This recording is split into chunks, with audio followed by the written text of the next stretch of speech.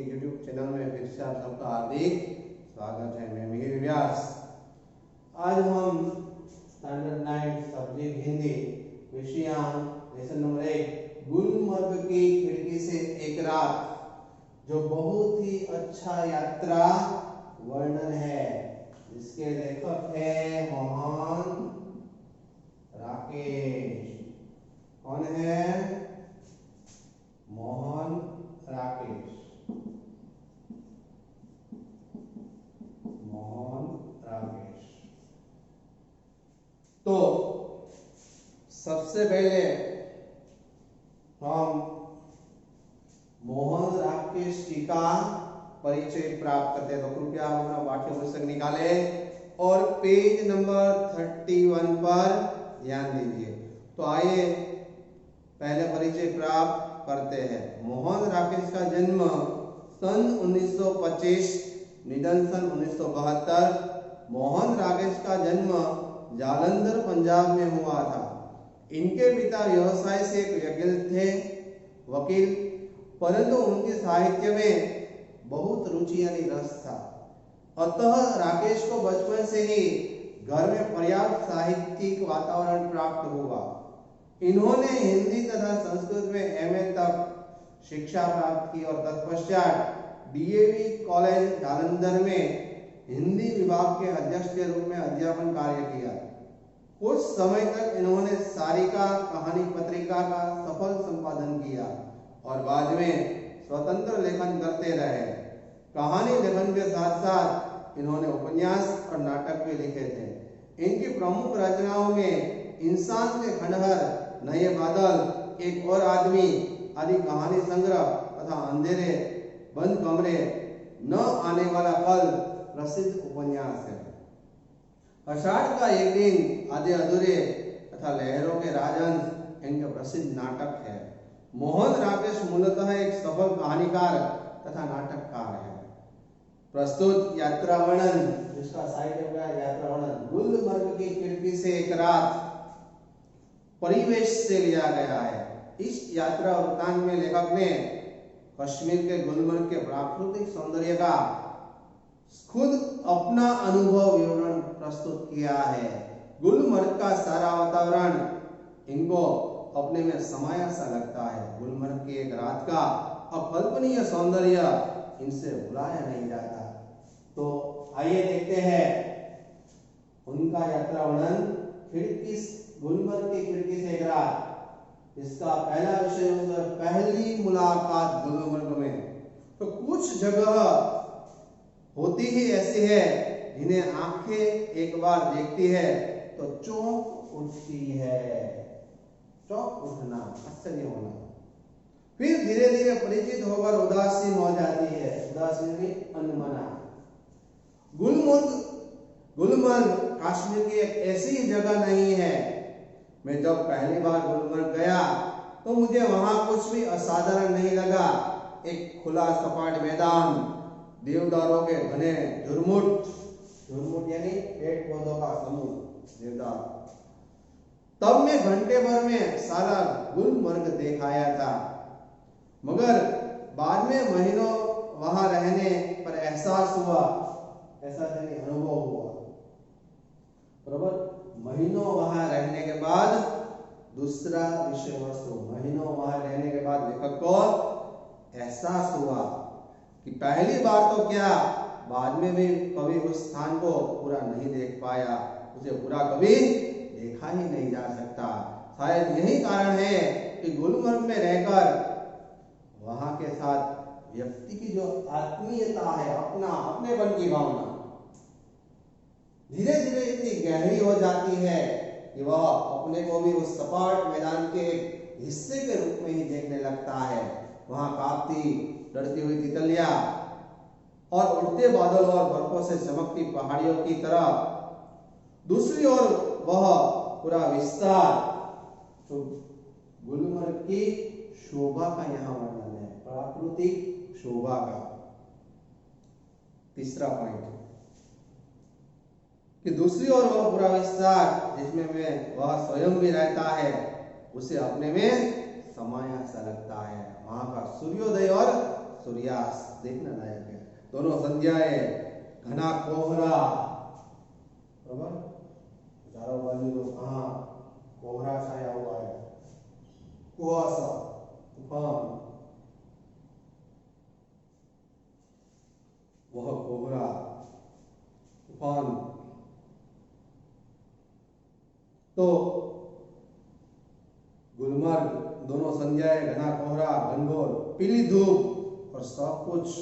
इसलिए जब व्यक्ति गुलमर्ग से चलता है तो ऐसा अनुभव होता है अपने से ही बिछुड़ने का, अपने उस रूप से जो कि इतना परिचित होते हुए भी सदा अपरिचित बना रहता है।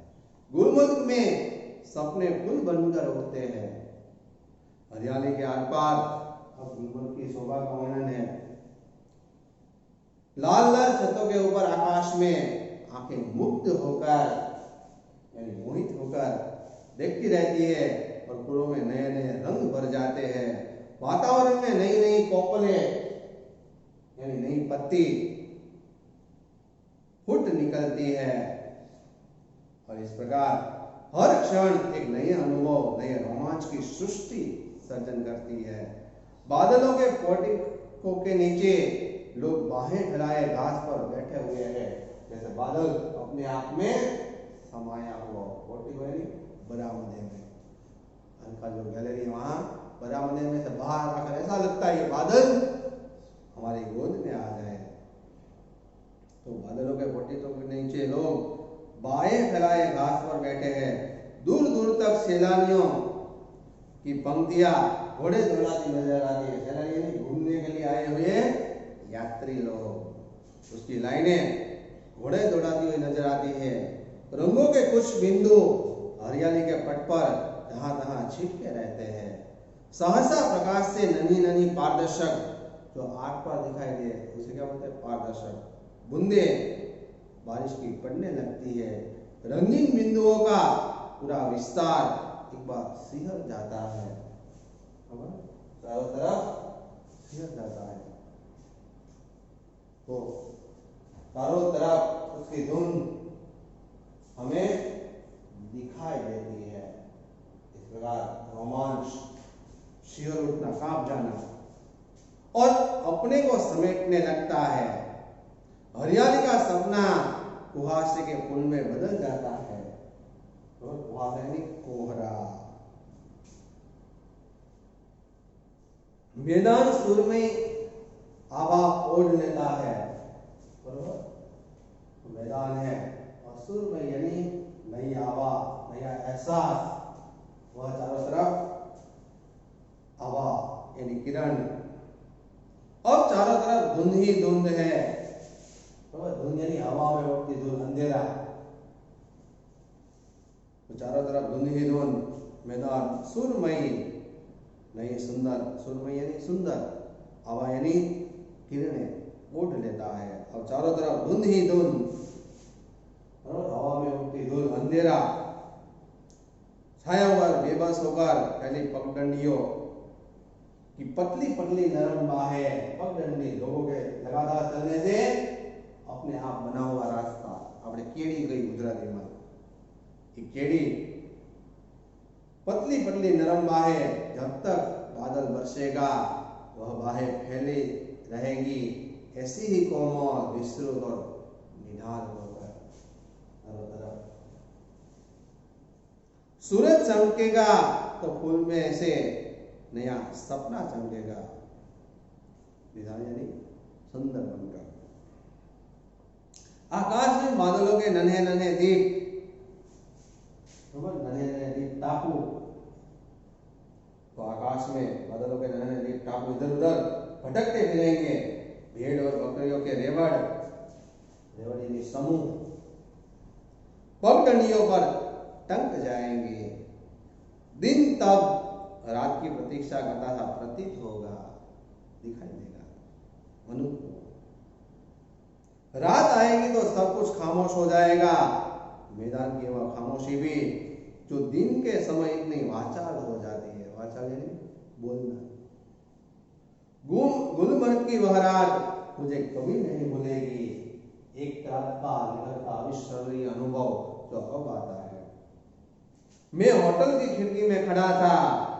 बहुत दूर सामने से एक बरसती घटा, बादल की घटा मेरी तरफ बढ़ती आ रही थी। मैं प्रतीक्षा कर रहा था कि कब वह मुझ तक पहुंचे और मुझे अपने आप में लपेट ले, संभाले। बरसती घटा में गिर जाने से बड़ा सुख मैंने बहुत कम जाना है। घटा यानी बादल की वह घटा ऊपर से गिराए और व्यक्ति को छोटा करके उस पर छा जाए, यह इससे अलग स्थिति है।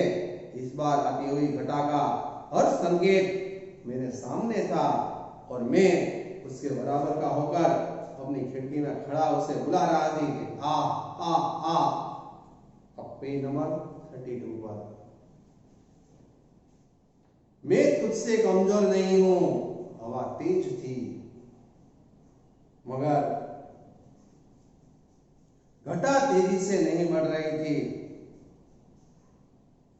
हालांकि तूफान बहुत उठा हुआ था। बार बार जोर जोर की गरज होती थी जिससे धरती और आकाश की शिराएं कांप जाती थी। बार बार सामने के चित्रपट पर बिजली कौंधती थी। बिजली का कौंधना यानी चमकना, बिजली कौंधना यानी चमकना, चमकती थी और उसका प्रकाश का वो भयानक विस्फोट हर चीज को नंगा कर देता था, खुला। मैं खुश था कि थोड़ी देर में ये बूंदे मेरे ऊपर बरसेगी। बिजलियों का यह कहर, यह तूफान मेरे ऊपर टूटेगा। मैं बाहें फैलाकर सामने से उसे अपने ऊपर लेने के लिए तैयार खड़ा था। मगर अचानक हवा रुक गई। बढ़ता हुआ तूफान तो यह राष्ट्र अपना अपना आकर्षण, बढ़ता हुआ तूफान जहां का तहां ठिठक गया। ठिठक जाना यानी रुक जाना और दूर ही पर कटे पक्षी की तरह अपना दम तोड़ने लगा। दम तोड़ने यानी मर जाना। बिजली की सांस रुकने लगी और मेरी भी, क्योंकि हवा के रुक जाने से मुझे भी बहुत ऊंचे आसमान से नीचे आना पड़ा था। तूफान का जोम, उसकी हिम्मत उतर गया और उसके साथ ही मेरा भी जोम उतर गया, जोश। मैं उसके बराबर का कभी नहीं हो सका। इस प्रकार में ऐसे क्षण थे तो जीवन में एक दो बार ही आते हैं। यह गुलमर्ग की रात मैं कभी नहीं भूल सकता। गुलमर्ग में रहते हुए ऐसे क्षण हर किसी के जीवन में किसी न किसी रूप में अवश्य आते होंगे। तभी तो मुद्दत तक वहां, मुद्दत यानी काफी समय तक वहां रह चुकने पर भी कोई आकर्षण व्यक्ति को फिर खींचकर वहां ले जाता है। वरना वहां है क्या, एक खुला सपाट मैदान और जहां ज्यादा गोल्फ खेली जा सकती है। गोल्फ की रमत आप देखते हैं, सभी लोग खेलते हैं गोल्फ ऐसी जगह पर, खुले मैदान में, घास वाला मैदान हो, लॉन। व्यक्ति क्यों बार बार वहां जाना चाहता है? क्या गोल्फ खेलने के लिए वहां जाता है? ऐसा कभी ने प्रश्न किया? गोल्फ खेलने के लिए नहीं। गुलमर्ग कश्मीर का एक सुंदर प्राकृतिक रमणीय स्थान है। उस स्वर्ग का आनंद लेने के लिए सभी लोग वहां जाते हैं। और जैसे कश्मीर हमारे भारत का इस धरती पर का स्वर्ग माना जाता है, इसलिए लोग वहां शांति और प्राकृतिक सौंदर्य का आनंद लेने के लिए जाते हैं। तो आइए बढ़ते हैं अब स्वाध्याय। एक एक वाक्य में उत्तर दीजिए। तो सबसे पहले हमें एक एक वाक्य के उत्तर लेने हैं।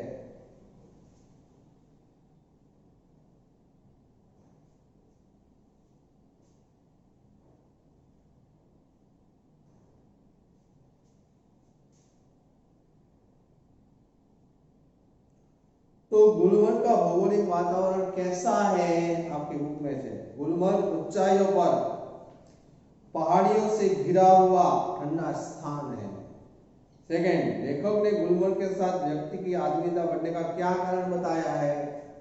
तो लेखक ने गुलमर्ग के अपार आकर्षण को उसके साथ व्यक्ति की आत्मीयता बढ़ने का कारण बताया है। थर्ड, सैलानी कब और क्यों सिहर जाते हैं? आंसर, सैलानी बर्फबारी होने पर अत्यंत ठंडक के कारण सिहर जाते हैं, डर जाते हैं। और तूफान के एकाएक रुक जाने पर लेखक को कैसा अनुभव हुआ?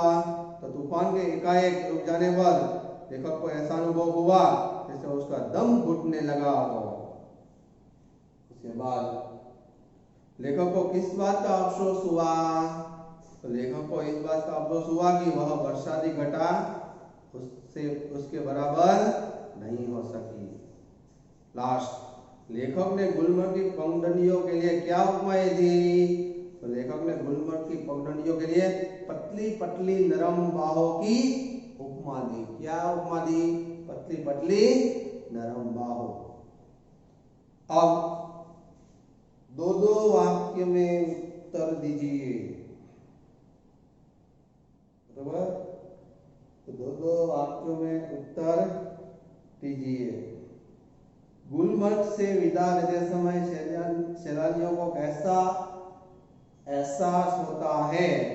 तो गुलमर्ग में रहते हुए सैलानियों को उससे गहरी आत्मीयता हो जाती है, इसलिए वहां से विदाई लेते समय उन्हें अपने आप से बिछुड़ने का अनुभव होता है। सेकेंड, लेखक ने गुलमर्ग के दिन को वाचाल क्यों कहा? तो गुलमर्ग में रात आते ही सब कुछ खामोश हो जाता है। दिन में सैलानियों के कारण वह बहुत चहल पहल रहती है, इसीलिए लेखक ने गुलमर्ग के दिन को वाचाल कहा है। लेखक की प्रतीक्षा असफल क्यों हुई? तो लेखक तूफानी हवा के साथ आ रही बरसती घटा से गिर जाने की प्रतीक्षा कर रहा था, लेकिन तूफान रुक जाने से घटा उस तक नहीं पहुंच सकी, इसलिए लेखक की प्रतीक्षा असफल हुई। उसके बाद सविस्तार 5-6 वाक्यों में उत्तर दीजिए। लेखक ऐसा क्यों कहता है कि गुलमर्ग को कभी बुरा देखा नहीं जा सकता? अब पूछा गया है एग्जाम में। तो गुलमर्ग में रहकर वहां के साथ व्यक्ति की आत्मीयता बहुत गहरी हो जाती है, यहाँ तक कि व्यक्ति अपने आप को वहां के सपाट मैदानों का एक हिस्सा समझने लगता है। भाग वहां के जिस परिसर में व्यक्ति रहता है वह उसके भीतर समा जाता है। आत्मीयता का कोई और छोर यानी अंत नहीं होता, इसलिए लेखक को लगता है कि गुलमर्ग को कभी बुरा नहीं देखा जा सकता। सेकेंड, दिन में गुलमर्ग की शोभा का वर्णन अपने शब्दों में कीजिए। दिन का वर्णन करना है, तो दिन में गुलमर्ग का हरा भरा रूप आंखों को मुग्ध कर देता है। धरती से लेकर आकाश तक हरियाली हरियाली दिखाई देती है। हरी घास के बीच तरह तरह के रंग बिरंगी फूल खिलते हैं। वातावरण में नई नई कोपलें फूट जाती है। सैलानी घुड़सवारी का आनंद लेते नजर आते हैं। हर क्षण नए अनुभव और रोमांच की सृष्टि हो जाती है। आकाश में बादलों के नन्हे नन्हे दीप तैरते हुए दिखाई देते हैं। पगडंडियां भेड़ बकरियों के रेवड़ों से ढक जाती है। इस तरह दिन में गुलमर्ग की शोभा देखने लायक होती है। थर्ड, प्रकाश, बादल तथा हवा के कारण गुलमर्ग दर्शन में आए रोमांच का वर्णन कीजिए। तो गुलमर्ग प्रकृति की क्रीड़ा स्थल है। बर्फ से ढके पहाड़ों पर सूर्य का प्रकाश सुनहली आभा प्रकट करता है। आकाश से बरसते बर्फ के पारदर्शक कण प्रकाश में उज्जवल हो उठते हैं। बादलों के समूह आकाश में ऐसे विचरते हैं जैसे नन्हे नन्हे दीप इधर उधर भटक रहे हो। सुहावनी लगने वाली हवा एकाएक तूफान का रूप ले लेती है। तेज हवा के साथ बरसती घटाएं तेजी से आगे बढ़ती है। बीच बीच में बिजली भी चमकने लगती है। खोंदना यानी चमकना। इस प्रकार प्रकाश, बादल और हवा के कारण गुलमर्ग एक अनोखा और रोमांच से भरा हुआ है। तो पंक्तियों का आशय स्पष्ट कीजिए। और गुलमर्ग में सपने फूल बनकर उगते हैं। हरियाली के आर पार लाल लाल छतों के ऊपर आकाश में। तो गुलमर्ग के रंगीन फूल रंगीन और सुंदर सपनों की तरह होते हैं। हरी भरी घास पर दूर दूर तक फूल ही फूल दिखाई देते हैं। लाल रंग की छतों पर भी फूल नजर आते हैं। सेकंड, रंगीन बिंदुओं का प्रविस्तार एक बार सिहर जाता है और अपने को समेटने लगता है। तो उत्तर, मौसम सुहावना था। हरी घास पर बैठे रंग बिरंगी कपड़े पहने हुए तरह तरह के सैलानी सुहावने वातावरण का आनंद ले रहे थे। तभी बूंदे गिरने लगी और सैलानी उठ उठ कर सुरक्षित जगहों में जाने लगे। थर्ड, हरियाली का सपना कुहासे के फूल में बदल जाता है। यह दृश्य किस समय का है? तो यह दृश्य संध्या काल के समय का है। पहाड़ों पर शाम से ही कोहरा छाने लगता है। तो ये थे आशय, स्पष्ट कीजिए। वाक्य में प्रयोग कीजिए, वो आपको होमवर्क में करना है। तो यहाँ कुछ शब्दार्थ भी दिए हुए हैं। उदासीन तो अनुमाना, दुर्मुख तो पेट पूतों का समूह, एहसास तो अनुभव, आत्मीय तो अपनापन, मुग्ध तो मोहित, होपल तो नहीं पति, कोटि को तो बरामदा, सैलानी तो घूमने के लिए आए हुए लोग, सहसा तो एकाएक अचानक, कुहासा तो कोहरा, तूफान, धुंध तो हवा में उड़ती धूल अथवा अंधेरा, बेबस तो असहाय, पगडंडी तो लोगों के लगातार चलने से अपने आप बना रास्ता, दीप तो टापू, रेवड़ तो समूह, वाचा तो मुखर, बातुनी, हालांकि तो यद्यपि, ठिठकना तो रुक जाना, दम तोड़ना तो मर जाना, बराबर, जोम तो जोर, मुद्दत तो काफी समय। यहाँ कुछ विषय वस्तु भी है, हमने देखा पहले मुलाकात का दृश्य, फिर देखा महीनों तक वहां रहने के बाद क्या असर हुआ उन पर। थर्ड, गुलमर्ग की प्राकृतिक शोभा का वर्णन, लेखक अपने आप गुलमर्ग की शोभा का वर्णन करते हैं। गुलमर्ग की शाम, उसके बाद दिन में सूर्योदय होने पर फिर एक रात का अविस्मरणीय अनुभव लेखक का, और लास्ट अपना अपना आकर्षण क्या होता है। यहाँ बात इसी विषय वस्तु में पाठ के अंदर इसी यात्रा वर्णन में आती है। तो आपको मैं होमवर्क देता हूँ, आपको अपने आप वाक्य में प्रयोग करके लिख लेना है। क्या करना है? वाक्य में प्रयोग करके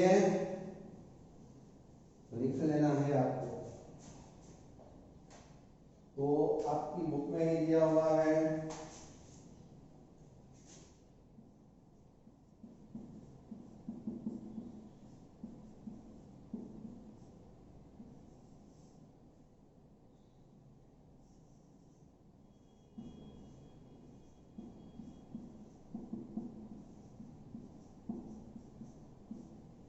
वाक्य में प्रयोग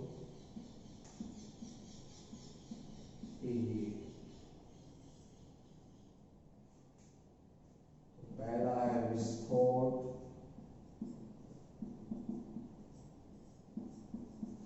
दूसरा है आकर्षण,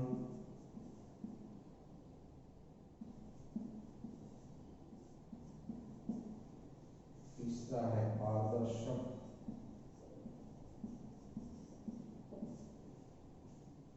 चौथा है रोमांचक,